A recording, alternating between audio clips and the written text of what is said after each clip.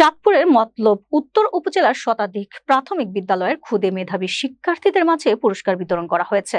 শনিবার সকালে ছেঙ্গারচর পৌর অডিটোরিয়ামে অঙ্গীকার বন্ধু সংগঠন ও যুব কল্যাণ সংস্থা এই অনুষ্ঠানের আয়োজন করে।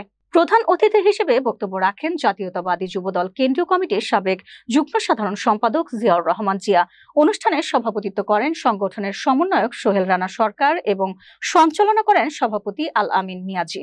বিশেষ অতিথি হিসেবে বক্তব্য রাখেন জগন্নাথ বিশ্ববিদ্যালয়ের সহকারী অধ্যাপক আব্দুল আউয়াল, উপজেলা যুবদলের আহ্বায়ক ভারপ্রাপ্ত রাশেদ জামান টিপু, সংগঠনের উপদেষ্টা Mizanur Rahman, dew drops international স্কুলের প্রতিষ্ঠাতা সাইদুল আরেফিন শ্যামল ও অন্যান্যরা।